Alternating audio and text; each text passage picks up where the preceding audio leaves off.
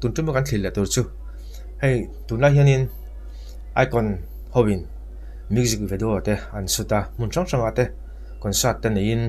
zain an som na sa a an buai khop maya hei tuna kan mu hi screen kan mu hi zayo na tlai chun ti ni a zayo na tlai chun hianin ama hla phua itel velo ti aron sani aron thlo moi khop mai hi heta hianin ni heta hian han ti maila he a music video ron sem hi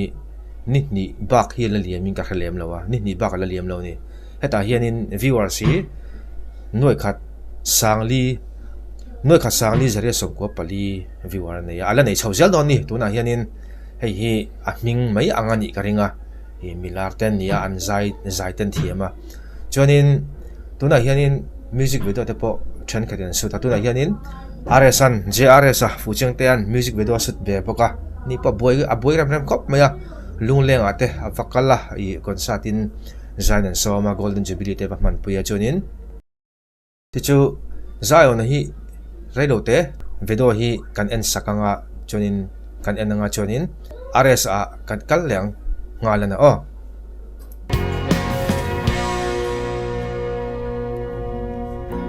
solo di sunan mo kalo aya chem dam thiang ne sui lung itum ke katan thaisala khami kha kan du to kanga chonin zayo na tlai chun fan stand chonin hemi la te chu I riat kan thravek tonga kan riat vek karinga en lewin kan sa suak thei vek tong chonin tuna hianin I RS kan en le zoi nga RS poi heta hianin music video siam an tuma amero chu hi hemi ni an sutum ni hi nge ro khol nan ne nge mani an tile theilo nge ka khelem lo mero chu hei ka riak vek rim ka du wangin kan tilok don ni o pen sen rau chepan ati te chun du vak mi lo ni a Hey, buwan na kan kaldo ka piteng bulbul. huan ai kal do na mi ka se lo te a Kan ilarte rin na siya lang siya. la teran an shalo tlat mai oh are sa music video shooting day 1 Honda Big Wing a kan kala video a bike man tu kha Honda Big Wing te hian anon sponsor a chu bike hi kan va khal chuak don kan vala chuak don ani kanon lang leang hei kan bike khal tu chu ni anal kha mai a hei ka khalanga hei zo tan gura na khalanga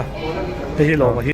king how bike aron tilan khi shooting na an ken lom an ken turani an sponsor ani sponsor tu ro pui thei khop mai na khal don ni music video a moi to kin alang don ni alang al khop ang music video chen mo hei kan music video tu thi moi do na hei a scene po hi enforcer sem lai heng de po hi tuna until in tur te po hi an sponsor sak vek ani dona aro pui thin le mai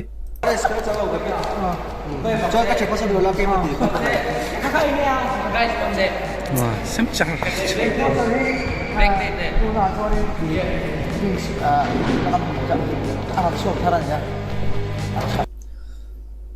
drink hi ara sakyanin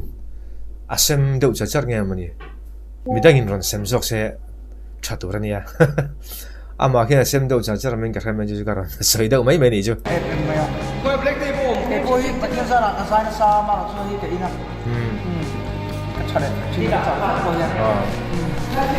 chau dal tu ni chu chau na dal tu pakhat heta chuna tan chon shooting kan chawa tui ria la kan chuk thale ngal do na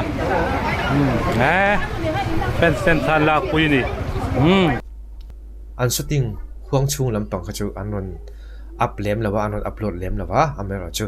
an shooting pon lampang thil bok ro vel an ron upload thongani chu kan han re kani a ang pon ni sala kan en chhojal chinang bye bye ru le tui ria la ina kan wangin kan video shoot tu kan shoot le thei lawa chop avas yelo ve tirau ara sate shooting an tuma tuiriala amero chu ina kanga shooting an nei le theilova an thula ma se aya thazok hun thazok timeteng aron her sok nga ta chonin theitop chen shooting chu thataka an nei le thei nge ka ringani chil tawin ta hian kan ti do ni he men lom dem mani ho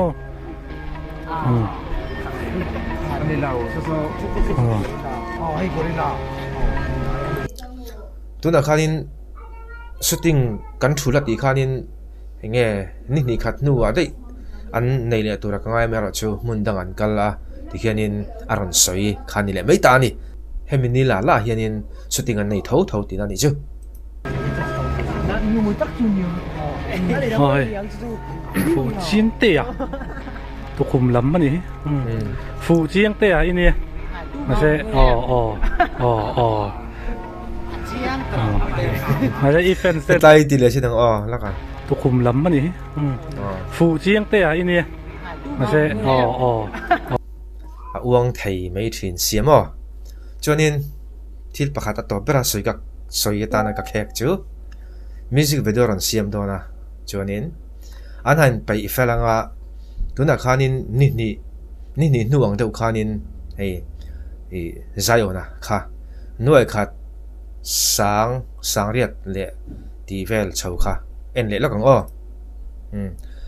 nuai khat sang li zare som ko pali anita amero chu kha enge I view an tam chho zel don ti khanin apung chho zel don ta khati ang chi khanin enge RS ta po hi shooting an neya music video aran siamanga a release nuwa hianin ni kha chungin view tu hiang zan ngi an yang ti kha kangai tu na alian khop maya kar khat chovel hianin engzan nge relo te a karin dan chonin million view hi tu nang lai kan thalaya music video siam mi hi tak ho a chonin million view hi relo te hian an nei nga zung mai ka ria chu kan lo ngai chang don ani kan lo ngai chang chin don ani hi tuna anin an dressa an hak hi shooting na an hak an sut na tura an hak ania an men ram khop maya mo men ram khop maya engpon ni sala mu nam dawa aron sut karinga ala po hi alai ro hi chu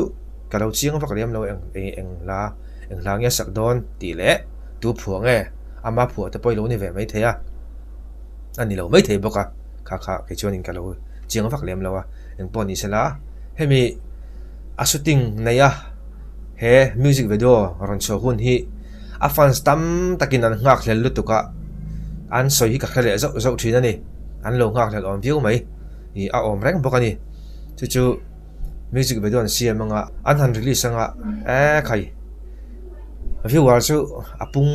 viewang ngalana ani na chun tun tin munanga chun nakin hun music video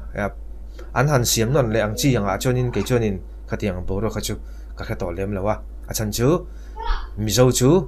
thil vele khata han ti luai hi kan ni ve deu na la ya hei avoi khan na turni vain ara sa hi ama hi lau zai ve ang rang boxi atin tuna mi puina kan clear ti mayang zayanga kan va clear fal do leka mo chu ti turang kha ani wangin viewer po 1 million nei ngal tura kan ngai nga chu aswal lo baring ka chu kan ron soi le ani chu e pon sa tuna a video hi toy te kan enang Ada event sen rau cepat nanti dia cun dulu mi lau dia rau cepat nanti cuti lau tu pate thì khác là sao ni maya kan video kan tu to nga chonin na le peka kain mule chau dani